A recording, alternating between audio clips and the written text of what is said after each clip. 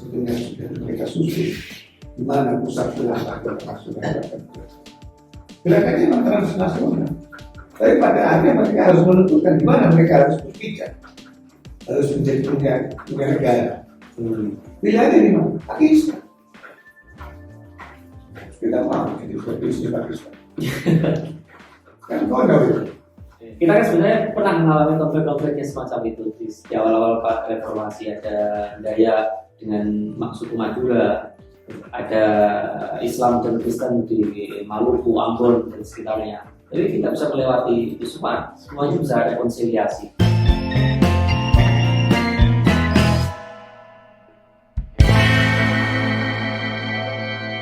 Assalamualaikum warahmatullahi wabarakatuh. Selamat sore teman-teman yang sedang menunaikan ibadah puasa. Setelah ada banyak sekali video serial pengajian tematik aswaja, kali ini Pesantren Kebangsaan menghadirkan studio podcast, dan ini adalah podcast pertama yang kami beri nama KPK Podcast, Kongko Pesantren Kebangsaan.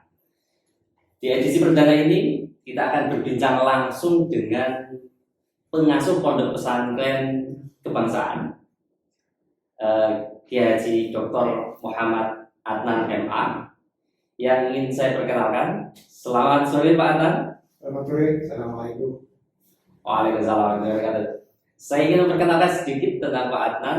Beliau adalah dosen di program studi ilmu pemerintahan, bareng saya juga.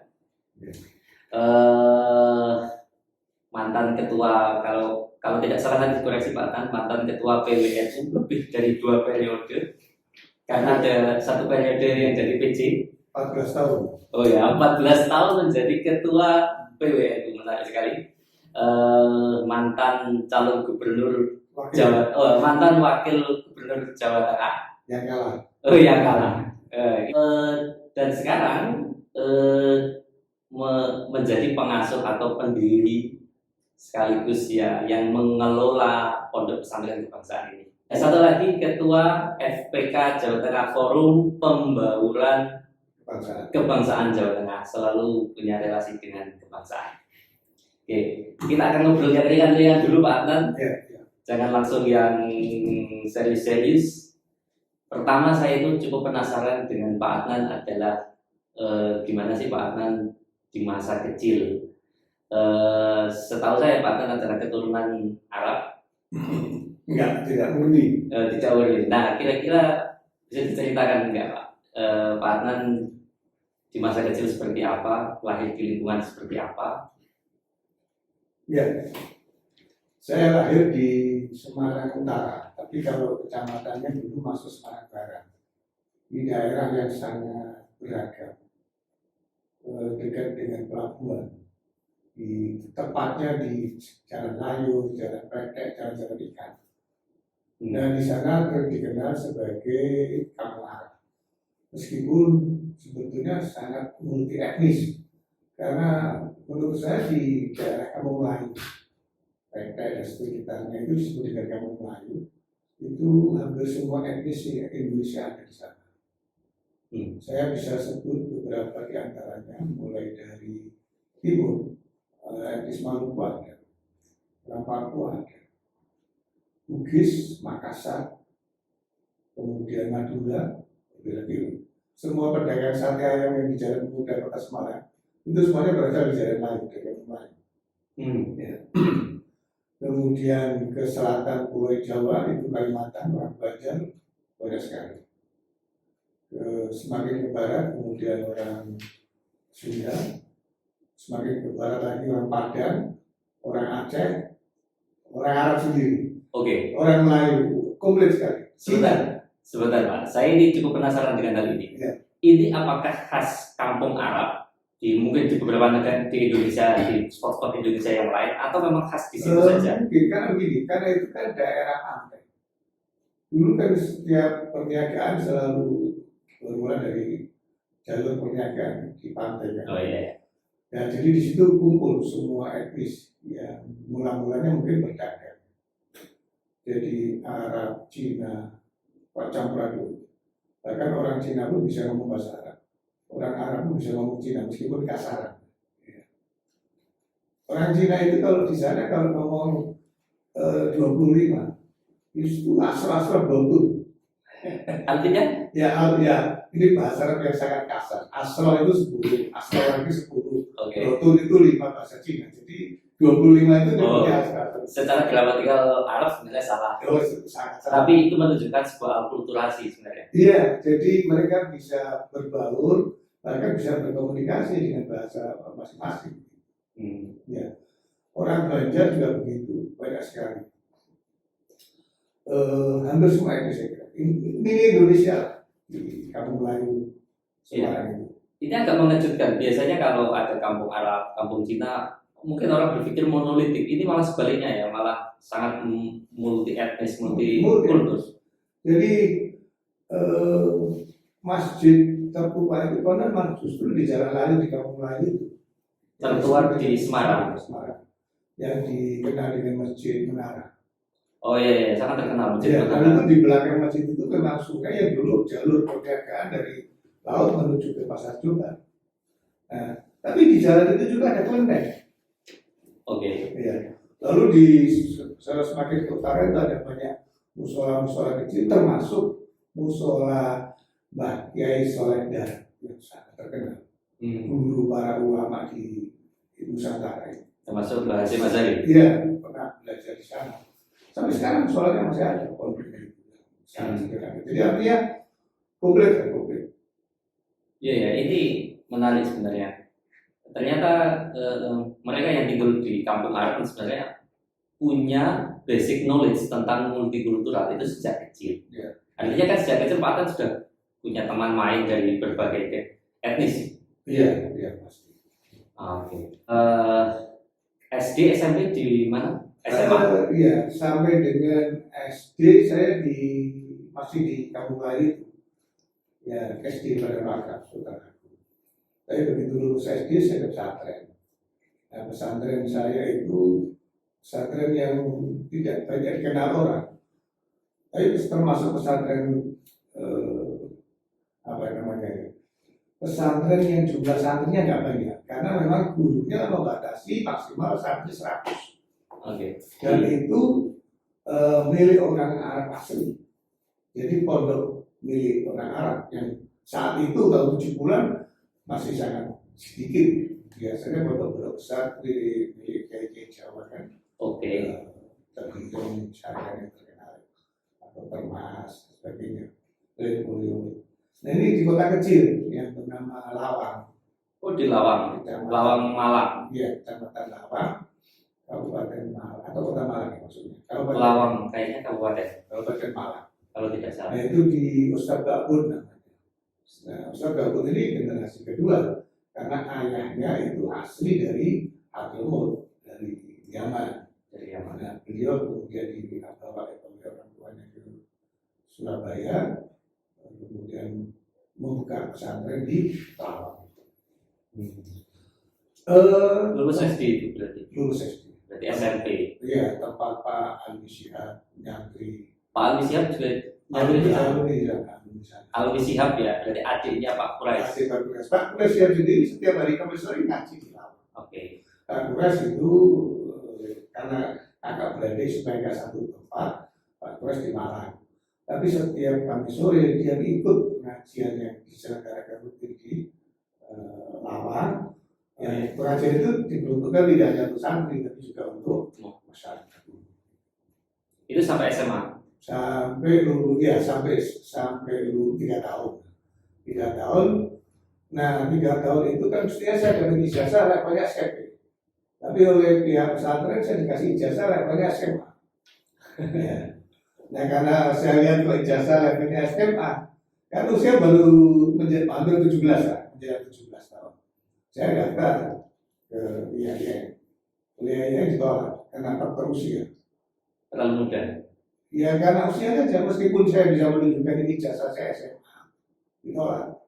Tidak boleh karena masih belum 17, masih 16 setengah.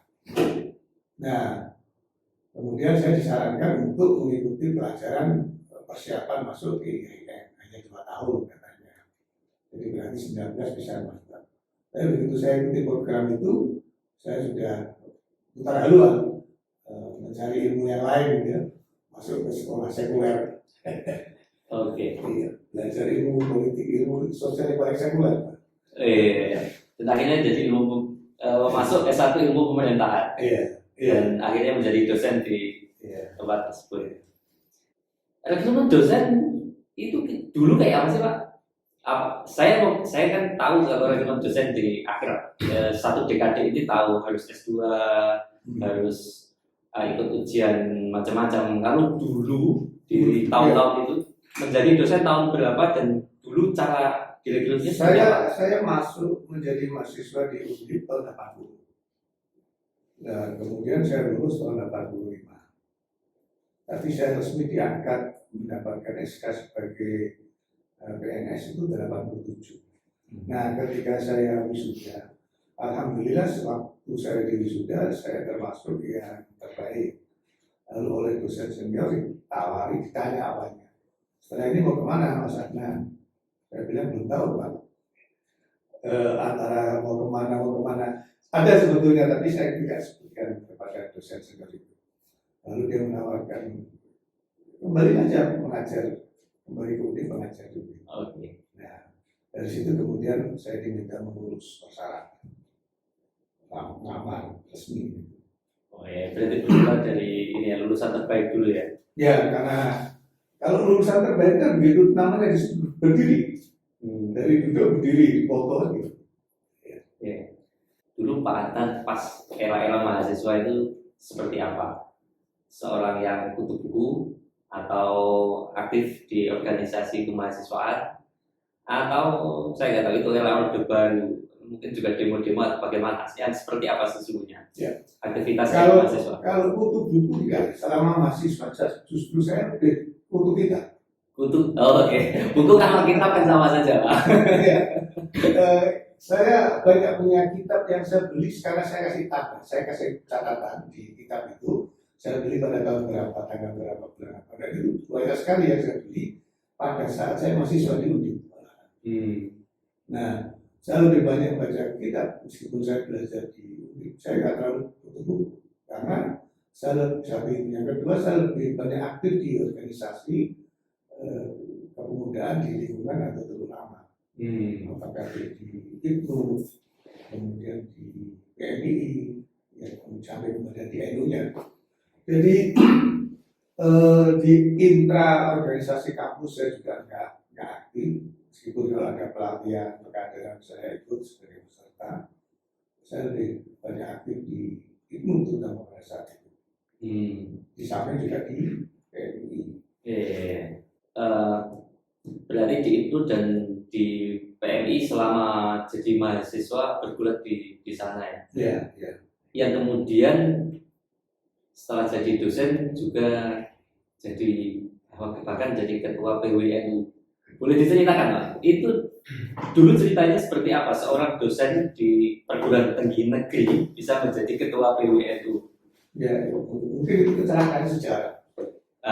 Menarik. Maksudnya bagaimana nih kecelakaan sejarah? Iya. Jadi begini, begitu saya kan setelah selesai S1, kemudian saya melanjutkan studi ambil S2 di Hiroshima. Berarti studi dulu ya? Ya. Ambil S2 di Hiroshima University.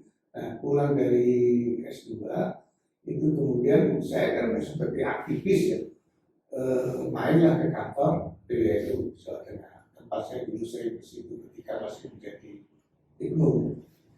Nah, kemudian ada informasi ada salah seorang wakil ketua yang melanjutkan studi S3. Jadi ada kekosongan posisi di wakil ketua. Nah, begitu saya main ke kantor, kemudian anak-anak muda yang ada di sana memberitahu kepada ketua PWNU-nya, waktu itu ketua PWNU-nya Pak Agus Haji Ahmad, mantan bupati, mantan presiden, ya, juga bisa dikatakan ekonomi UNDIP. Nah, kemudian saya ditawari untuk mengisi kekosongan di posisi wakil ketua. Jadi pengurus antar waktu. Ya. Nah, kemudian konferensi saya terpilih lagi menjadi wakil ketua. Nah, kemudian Pak Ahmad ini reformasi, ada peluang untuk menjadi wakil gubernur, maka kemudian beliau menjadi wakil gubernur. Nah, kekosongan di PBNU ketua kan. Rapat pertama saya diminta rapat pengurus ya untuk mencari pengganti. Karena Pak Ahmad menjadi ketua yang periode ketiga itu baru setahun. Ya. Masih bisa 98 ya, 98 beliau terpilih, lalu saya menjadi wakil ketua definitif, tidak ada antar waktu, lalu 99 beliau terpilih jadi wakil gubernur. Setelah muktamar di Lirboyo itu, nah kemudian terjadi kekosongan kedua rapat. Rapat itu rapat yang pertama saya diminta, mereka sepakat meminta saya menjadi pengganti penerus Pak. Saya merasa masih belum makan, tidak yakin, tidak pede untuk menjadi ketua sebuah organisasi besar. Saya kan relatif saya baru aktif itu 2 tahun. Karena 95, 96, saya 97 mulai bergabung. Nah, saya merasa nggak terlalu pede, maka saya menolak. Kemudian oleh Surya almarhum dihentikan, lalu dibuat mekanisme melalui voting. Oh, berarti memang awalnya menolak dulu karena Iya, awalnya baru pulang dari Jepang. tanpa voting saya menolak. Kalau saya tidak menolak ya saat itu sudah langsung terpilih menjadi ketua. Lalu dibuatlah mekanisme meskipun antar waktu, meskipun masih 4 tahun, tapi kan tidak melalui konversi itu juga antar waktu. Maka dibuat mekanisme melalui pemilihan. Nah, pemilihan itu tidak hanya pengurus PBNU, tetapi seluruh lembaga, ketua badan otonom, itu masih ada Lajnah dan ketua Lajnah. Jadi di total keseluruhan yang disebut dengan pleno PBNU itu ya 70 lebih. Semua ketua banom, semua ketua lembaga, semua ketua Lajnah dan seluruh pengurus PBNU mulai dari Mustasya, Surya, dan India, Awan itu semuanya punya hak suara. Itu besar 70 lebih. Nah, di pemilihan itu saya tidak bisa menolak lagi karena saya dapat suara terbanyak. Ada beberapa calon, ada 13 calon, tapi jauh selisihnya. Oleh karena itu kemudian Rois Surya yang mengundang saya, jadi tidak boleh ditolak. Akhirnya diterima hingga 2 kali lagi. Iya, itu berjalan mulai 99 sampai 2004. 2003. Kan berarti 4 tahun. Pak Ahmad itu yang saya gantikan kan terpilih tahun 98. Lalu 2003 konferensi wilayah. Nah, terpilih sampai 2009. 2008. Jadi 4 tahun, 99 sampai 2003, 4 tahun. Lalu 2003 sampai 2008, 9 tahun.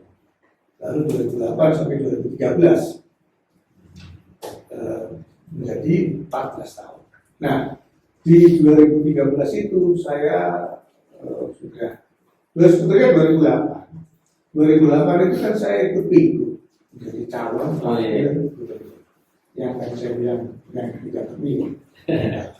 Kalau itu karena waktu itu Mas Indra kan masih di Dubai, nggak ikut pilih saya kan gitu. Kalau sekarang saya pilih Pak. Kalau sekarang pilih menang. Nah, sebagai bukti tanggung jawab saya mencalonkan diri meskipun sebetulnya saya didorong untuk maju, tidak semata-mata saya mengatakan, tapi diminta. Pertama diminta untuk mendampingi, lalu cabang mendorong saya untuk menerima tawaran itu. Tapi karena kalah, saya ingin membuktikan saya harus bertanggung jawab, maka saya kemudian masuk ke seluruh cabang. Saya pastikan saya tidak akan maju lagi saya akan siapkan konferensi wilayah itu di Jawa Tengah, tapi saya tidak akan maju lagi sebagai ketua. Karena saya merasa saya harus bertanggung jawab dengan kekalahan. Nah, tapi rupanya cabang punya logika sendiri. Pak Anan kalah itu kan Pak Anan yang minta supaya dicalonkan itu. Kami justru yang meminta Pak Anan maju. Maka kalau Pak Anan kalah itu kalah kami. Nah, karena itu ketika konferensi wilayah lagi tahun 2008 Ya akhirnya terpilih lagi. Ya, berarti setelah kalah masih tetap terpilih. Iya, Boleh tahu dulu kalahnya nomor berapa? Ada berapa calon terus Pak Anand ada dapat 5 calon. 5 calon. Karena memang tidak ada income. Oh, iya, iya. Ada 5 pasang calon. Yang menang Pak Bibit ya. Dengan Pak Bibit dengan Bu Sustri, saya kan Dan Bu tidak Sustri. pilih Pak Mas Sastro. Jadi itu kalau perolehan suaranya saya kan masih bisa dicek di Google. Itu kedua. Oh, kedua. Tapi selisihnya saya lupa. Ya. Oke, saya mau flashback sebentar sedikit. Tadi ada kelupaan, ada puzzle yang saya lagi tertarik juga, kuliah di Jepang. Boleh tahu dulu kenapa yang dipilih Jepang dan studi di Jepang berapa lama? Apakah pakai bahasa Jepang atau bahasa Inggris? Kan banyak juga sekarang beasiswa di Jepang atau di negara yang lain kan pakai bahasa Inggris. Ya saya merasa begini, bahasa asing pertama yang saya kenal itu kan bahasa Arab. Bahasa Arab. Ketika SD, kemudian pesantren. Nah begitu masuk undip kan saya baru mulai mengenal bahasa Inggris. Oke. Karena di pesantren ya diajarkan bahasa Inggris. Oke, bahasa ketiga berarti bahasa Inggris. Nah, saya meskipun saya tidak terlalu pandai bahasa Inggris, tetapi saya merasa cukup karena saya sudah bisa membaca teks yang dalam bahasa Inggris. Dan ketika ada berbicara saya sudah bisa cukup memahami dengan bahasa tiga kalimat yang sederhana. Saya juga sudah bisa berbicara. Maka saya merasa tertantang saya perlu bahasa asing yang lain. Nah, tahun 90 itu kan Jepang masih sebagai kekuatan ekonomi kedua dunia. Dan bahasa mereka betul-betul budaya mereka juga luas, sangat digemari, menjadi rujukan kemajuan pengetahuan, teknologi, terutama industri ekonomi. Maka saya kemudian pengen mengerti. Ya, kalau saya ke sekolah tidak di Jepang kan nggak mungkin pakai bahasa Jepang. Nah, saya masuk program yang reguler, karena ada program internasional, ada program yang reguler. Nah, di program yang reguler itu saya harus menulis tesis dalam bahasa Jepang. Oke. Kuliah juga pakai bahasa Jepang. Oh, berarti ini ya, apa? Bahasa pengantarnya bahasa Jepang, termasuk penulisan tesis. Berarti Pak Atan itu termasuk poliglot juga ini. Bisa bahasa Indonesia pasti, bahasa Jawa pasti gitu. Kenapa bahasa Jawa? Ya, saya terlatih bisa bahasa Jawa ketika jadi ketua NU. Oh, Lalu sebelumnya beli kota. oke. Bahasa Jawa bisa, bahasa Inggris, bahasa Arab, bahasa Jepang 5 bahasa. Oh, kira-kira. Sedikit-sedikit kan. Pertanyaan saya lagi, kalau bahasa Arab Pak pasti masih karena saya juga menyaksikan Pak Tan masih ngaji dan baca kitab-kitab dalam bahasa bahkan Arab gundul. Kalau bahasa Jepang masih jalan nggak? Kadang kan ada orang yang bahasa itu kalau nggak dipakai hilang. Nah, ini kan sudah lama sekali. S2 lulus S2 95, ini kan sudah 20 tahun lebih, 28. Hilang nggak bahasa Jepang? Ya, kan saya pakai yang bahasa percakapan sehari-hari sederhana dengan istri saya pakai, masih pakai. Sampai detik ini? Iya, kalau enggak hilang. Nah, lalu beberapa buku, karena begini, saya juga mengajar mata kuliah politik dan ekonomi Jepang di Departemen Prodi Hubungan Internasional. Oh iya. Saya update informasi itu juga dari beberapa jurnal atau referensi yang baru yang tertulis dalam bahasa Jepang. Kalau enggak kan, ya orang asing non Jepang menulis tentang Jepang. Tapi kan itu perspektif orang asing membaca tentang Jepang. Pasti akan berbeda ketika yang menulis adalah orang Jepang asli. Oh artinya ini terjaga ya. Kalau bahasa Arab dijaga dengan sering baca kitab, buka buku Muslim dan sebagainya. Kalau bahasa Jepang dijaga dengan ngobrol dengan istri. Ya. Sama jadi ini ya. Dan itu keuntungannya besar sekali. Kalau saya jalan-jalan, kemudian istri melihat ada barang yang bagus, terus itu barang mahal, sales skillnya sudah menawarkan promosi, saya ngomong ke istri saya, ini mahal, kita beli lain kali saja pakai bahasa Jepang kan, saya nggak ngerti. Kalau saya ngomong pakai bahasa Jawa, bahasa Indonesia, apa hal yang dibeli, waktu kan gengsi. Oh iya, iya. Enak juga nanti bisa bahasa asing itu bisa kalau ada obrolan yang ini dirahasiakan dengan orang lain kita bisa gunakan bahasa Jepang. Ya. Nah tapi juga kadang-kadang kan saya lupa kata istri saya, hati-hati jangan ada orang Jepang yang ikut dengerin. Jadi, nah saya sekarang masuk ke poinnya kedua, yakni soal pesantren ini sendiri. Yang hari ini kita podcast di pesantren ini. Pesantren ini mengambil nama Pondok Pesantren Kebangsaan, Pondok Pesantren Mahasiswa Kebangsaan. Di sekitaran Undip ada lebih dari 5 pondok, ada pondok macam-macam di samping kiri kanan Undip, di dalam Undip hampir semuanya pakai rata-rata pakai bahasa Arab yang pasti punya makna tersendiri yang baik-baik juga. Pertanyaannya kenapa kemudian pondok ini diberi nama Pondok Pesantren Kebangsaan? Sekaligus dulu awal motivasi Pak Adnan seperti apa sih mendirikan pondok pesantren ini? Ya, sebetulnya saya terlambat mendirikan pesantren itu karena dorongan bahkan desakan untuk segera bikin pesantren itu sudah sejak saya masih menjadi ketua PWNU Jawa Tengah. Nah, cuma saya berpikir begini, kalau saya menjadi ketua NU kemudian saya mendirikan pesantren, pasti konsentrasi saya terbelah menjadi dua. Ada dua persoalan yang harus ditangani secara bersamaan.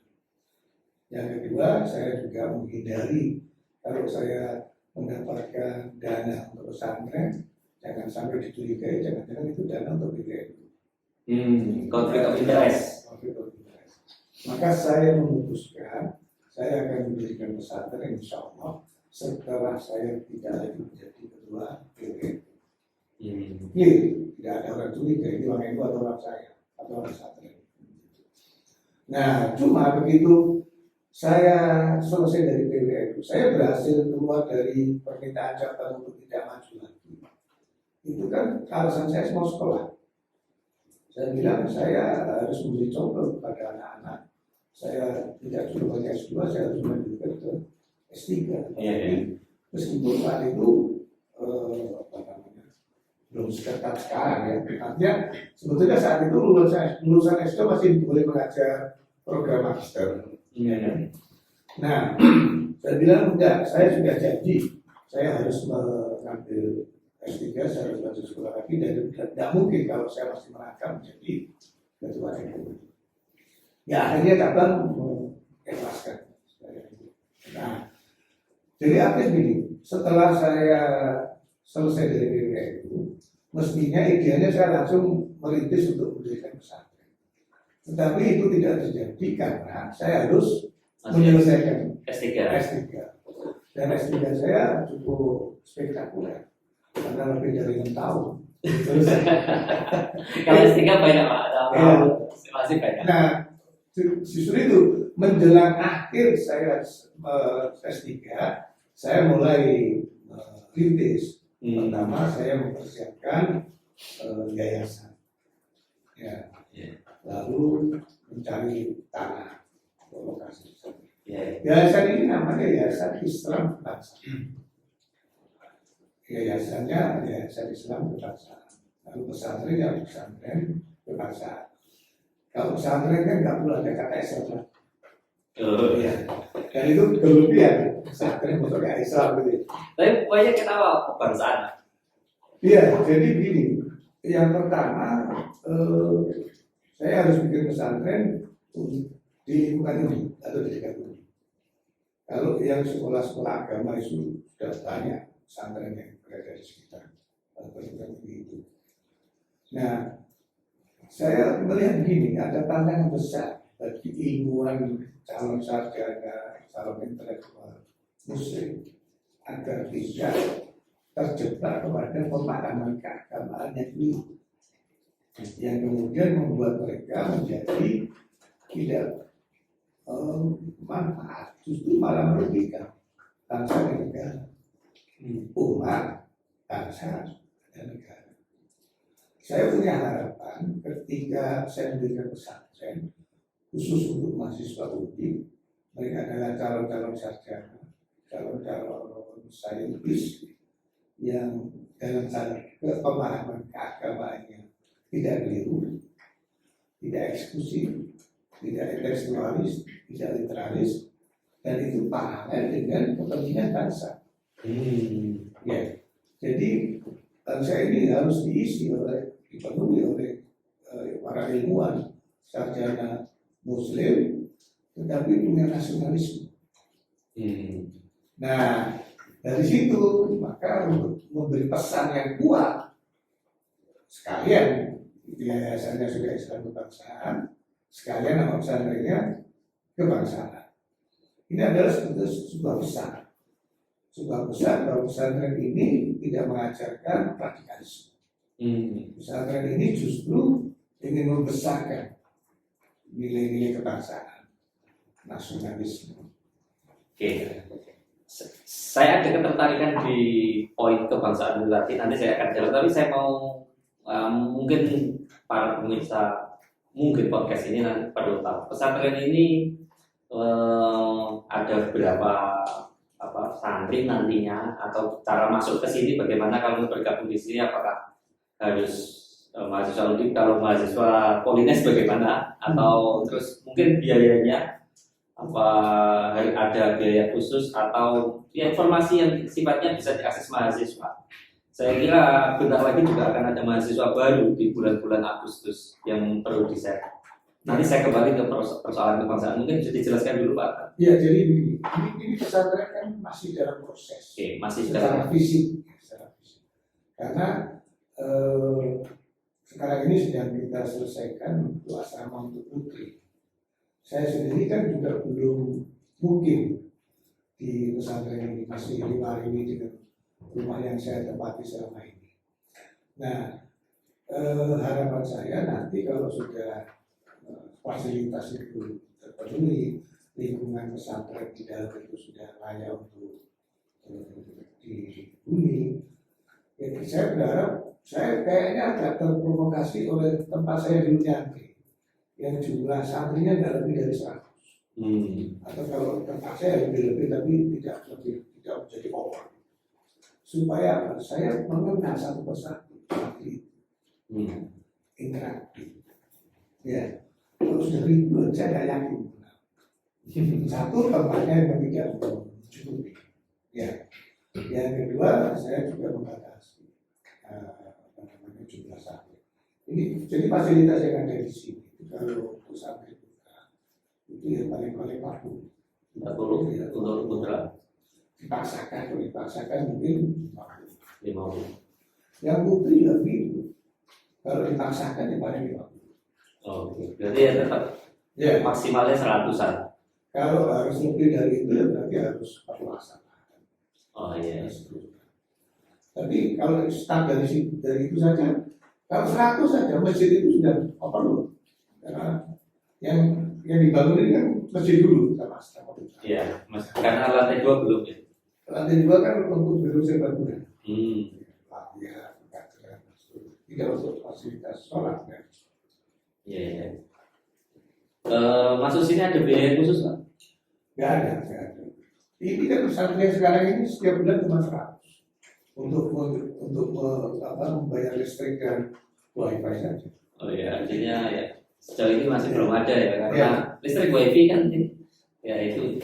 Ya, saya mendirikan ini tidak mencari keuntungan karena yang semua fasilitas ini kan orang lain yang membantu.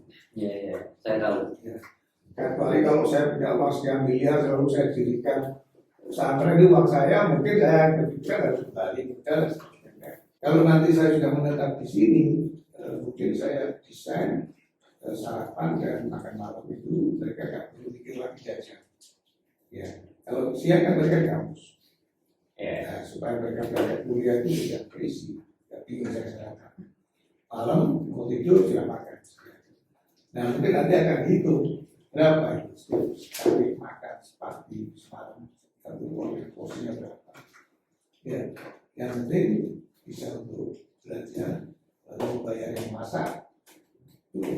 Ya. Oke, saya kembali ke kebangsaan tadi. Sasarannya adalah teman-teman mahasiswa punya visi kebangsaan dan tidak berideologi radikal. Pertanyaan saya jadi teringat beberapa momen. Memang problem sekali Pak, apakah ada potensi besar radikalisme itu mulai menjangkiti para akademik muda atau para mahasiswa ini? Memang target mereka yang ingin menegakkan negara Islam atau khilafah Islamiyah yang cenderung melakukan itu dengan gerakan-gerakan yang keras, itu yang disasar pertama tentara. Dan itu tertulis di dalam manifesto gerakan mereka. Yang pertama adalah Tentara. para tentara. Yang kedua ya, calon-calon intelektual atau ilmuwan. Kalau tentara memang kebutuhannya pasti untuk Pengambilan perjuangan, kekuasaan. ya pengambilan alihan kekuasaan yang Yang fisik kedua ya, ilmuwan. ilmuwan. Yang kedua ilmuwan. Ilmuwan terutama lagi yang punya masa dosen. Oh ya pantas saja. Jadi Banyak juga dosen yang Mas Indra juga harus hati-hati, bisa-bisa nanti bersadar. kalau nyasar saya kayaknya Iya. kurang kejar. Yang ketiga mahasiswa. Mereka nggak menyasar para buruh, kuli bangunan, juga nggak ada artinya. Ya, pedagang pasokan, pedagang keliling, yang disasar itu ini. Karena inilah yang nanti bisa memberikan kontribusi untuk tegaknya negara itu. Mereka sadar betul siapa yang harus direkrut. Oke, menarik sekali. Saya tertarik dengan obrolan ini dan saya kebetulan sudah menyiapkan sebuah checklist berita. Saya minta Pak Atan untuk berkomentar. Ini 5 tahun yang lalu persis sesuai dengan obrolan kita. Nah, ini Pak, mungkin Pak Atan masih familiar. Ini kejadian 5 tahun yang lalu di salah satu kampus di Indonesia. Ada videonya sebenarnya, ini yang dulu yang ramai dan viral itu videonya dulu. Perlu kita putar ya? Coba kita putar saja. Salah satu gedung di Institut Pertanian Bogor.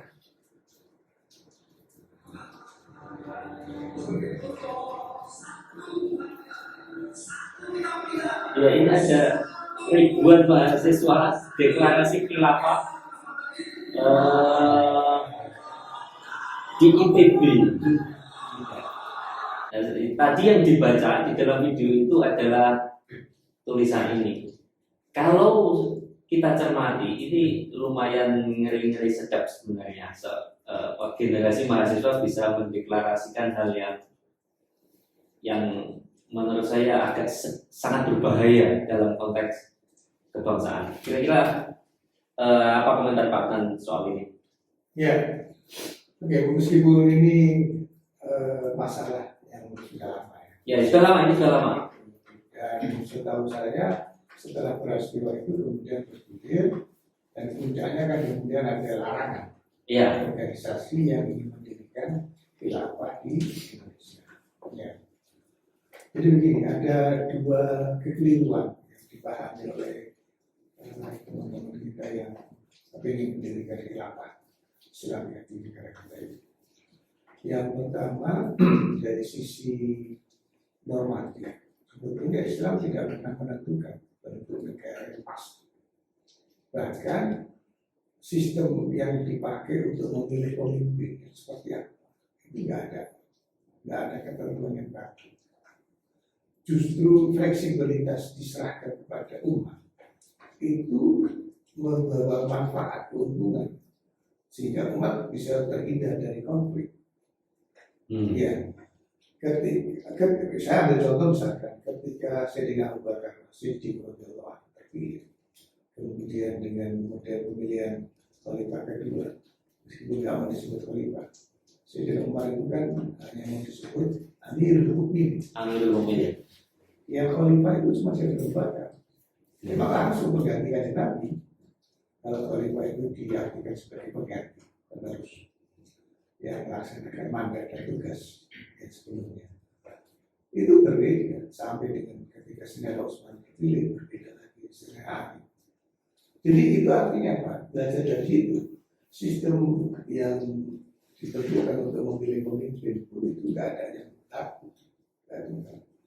Nah, apalagi sebuah sistem ketatanegaraan yang kompleks dan rumit. Nah, yang diberikan kepada kita oleh Islam itu landasan pokok, dasar-dasar berpemerintahan yang baik.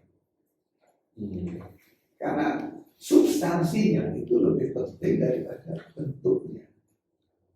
Ya, mau bentuk khilafah, mau bentuk mamlakah atau kerajaan, mau bentuk kesultanan, mau bentuk republik, itu nggak ada masalah. Tapi yang penting substansinya. Ya. Jadi tidak ada ketentuan yang baru. Nah, Indonesia itu ketika merdeka belum punya sistem. Para pendiri bangsa kita sudah berdebat, tidak hanya berdiskusi. Sudah berdebat apakah akan mendirikan negara bangsa atau mendirikan negara agama. Kesimpulannya adalah mendirikan negara bangsa. Tetapi melindungi kepentingan agama.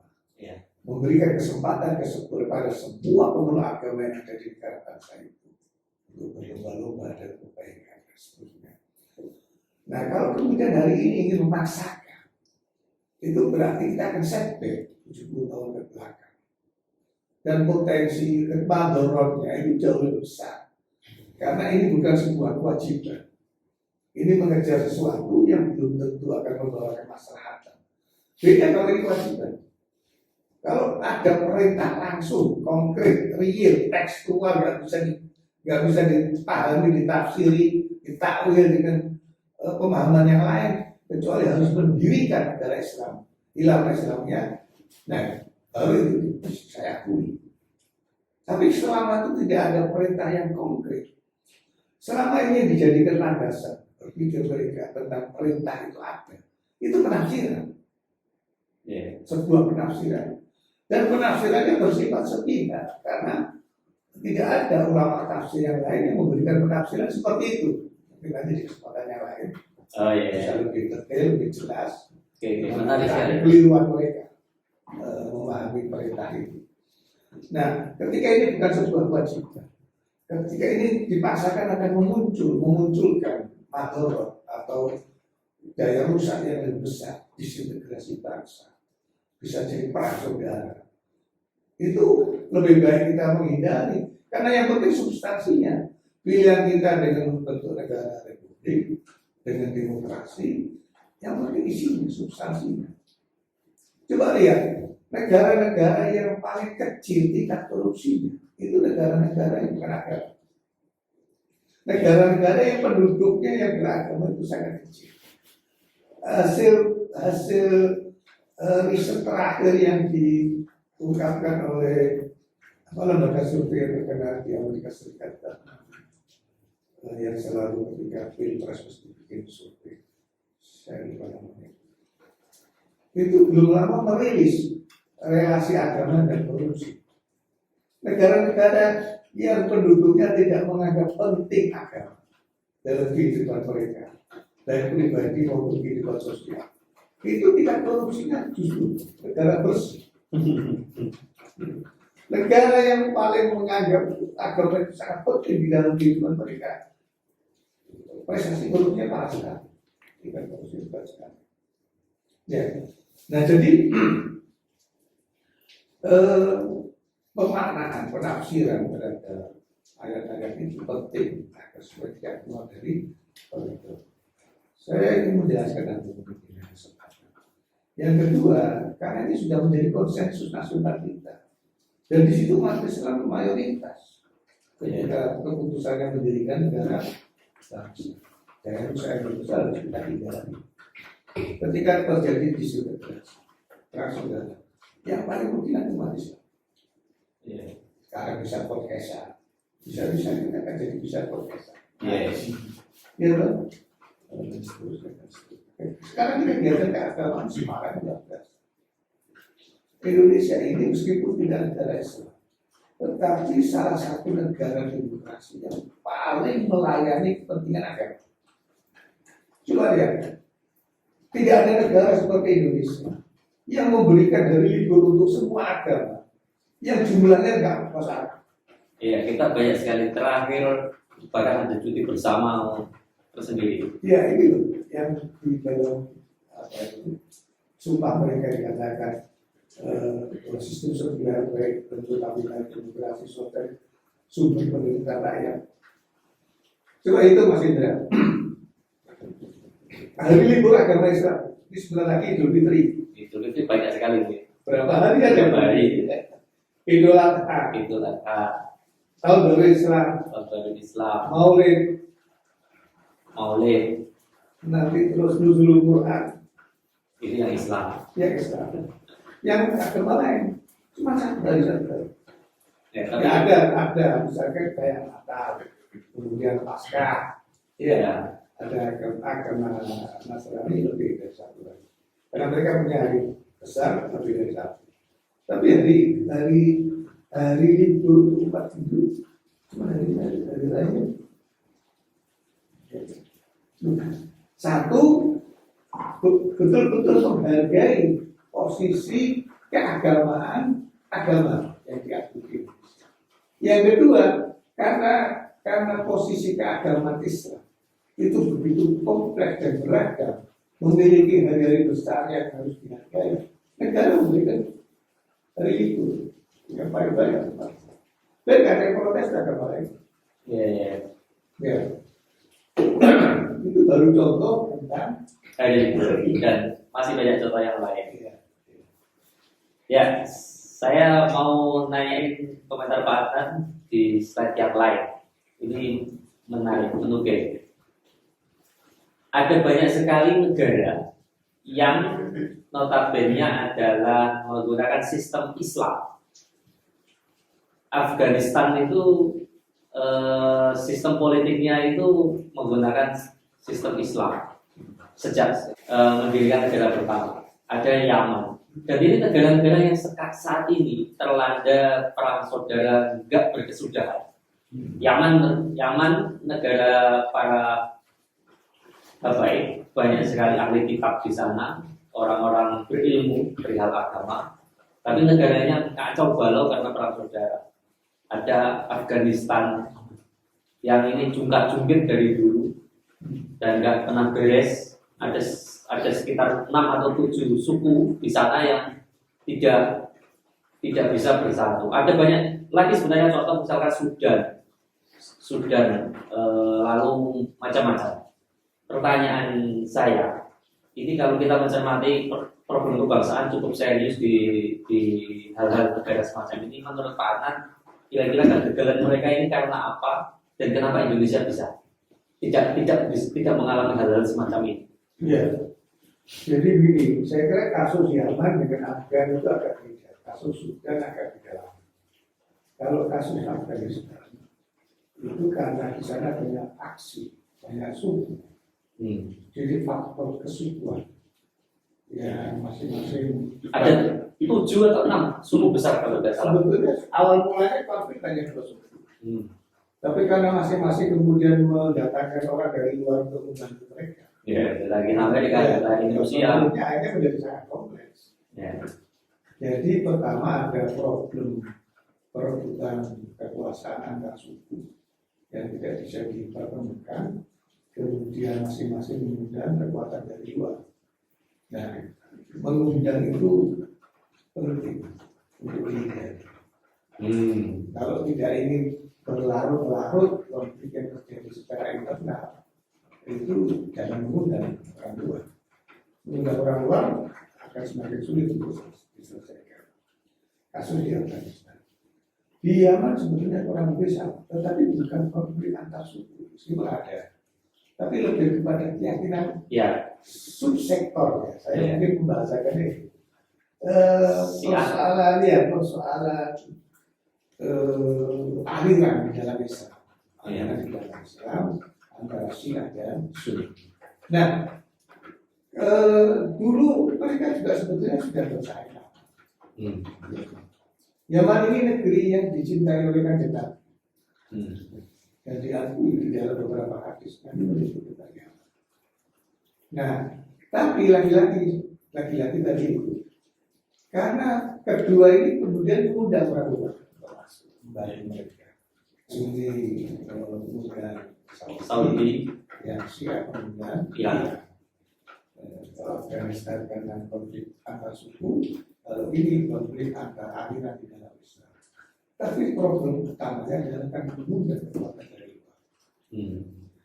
Nah, kalau Indonesia hari ini masih bisa bertahan, itu karena kita nggak mengundang dari luar kekuatan untuk mengucapkan. Kalau sekali saja ada kekuatan yang masuk, kemudian ini masuk, seperti kasus Papua, kasus kan ada pemain asing, pemain asing yang tidak legal.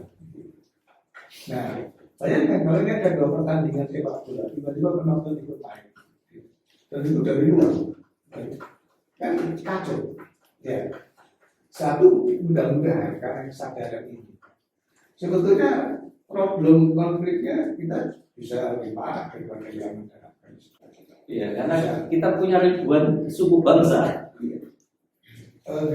Ada 300 etnis. Indonesia itu mengenal ada 300 suku. Yang besar, tidak Besar dan kecil. ya sub etnisnya ribuan, Pak. Bangsa yang paling heterogen etnisnya itu kalau nggak salah Ganda. Suku 1000. Ada yang 400 lebih, Tanzania, Liberia, ratusan. Indonesia ini termasuk ratusan yang masyarakat di Bangka Timur itu. Lalu potensi terjadinya benturan karena aliran keagamaan. Lalu potensi terjadinya konflik antar agama, internal agama karena berbeda paham, antara agama karena beda agama, lalu antar suku etnis karena perbedaan suku etnis budaya barat.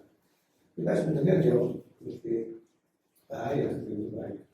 Tapi selama tidak mengundang kekuatan luar untuk ikut membantu mereka masing-masing, saya optimis tidak akan sampai semasif seperti Yaman atau Afghanistan. Iya.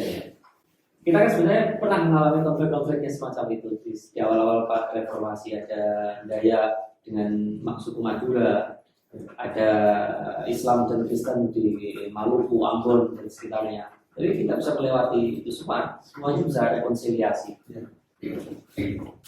Ya artinya problem kebangsaan ini cukup beresiko jika tidak dipegang dengan baik. Ini jadi ini, dan ide-ide transnasional ini agak sedikit mengkhawatirkan yang mengajak gagasan soal khilafah dan sebagainya. Saya membaca dokumen resmi dan juga pengakuan dari mantan ex-Siwak internasional. Indonesia itu sebetulnya tidak masuk dalam hitungan negara khilafah yang strategis. Karena SDM. Kualitas keagamaan orang Indonesia yang termasuk para khilafah itu tetap diragukan oleh para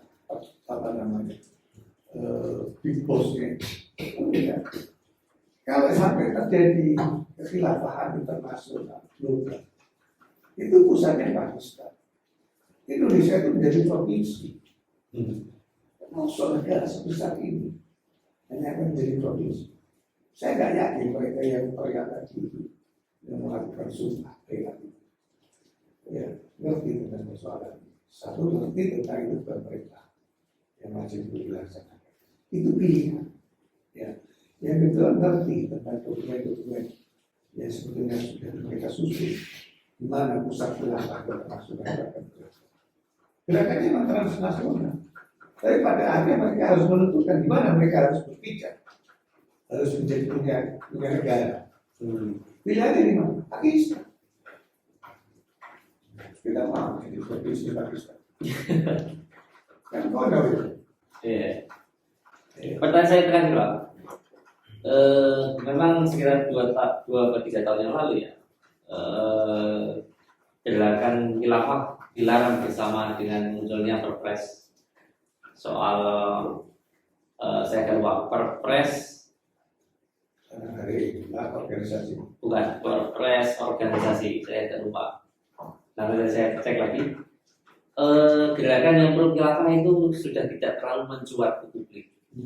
Jadi pertanyaan saya, ini tidak mencuat ke publik itu karena memang berhasil dilarang, atau karena mereka memang sedang meredupkan barisan dulu. Kira-kira menurut Pak Tan seperti apa?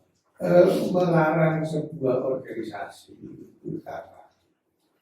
Tetapi memadamkan sebuah spirit itu kan organisasinya boleh hilang. Tapi saya tidak yakin spiritnya untuk menegakkan khilafah akan terhilang. Ya, yang penting edukasi, sosialisasi, edukasi. Ya, dan pesantren hadir dalam rangka ingin mengimbangi hal-hal semacam itu.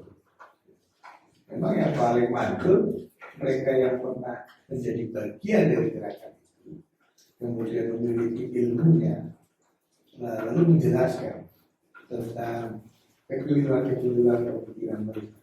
Saya bertemu dengan beberapa ex-napiter.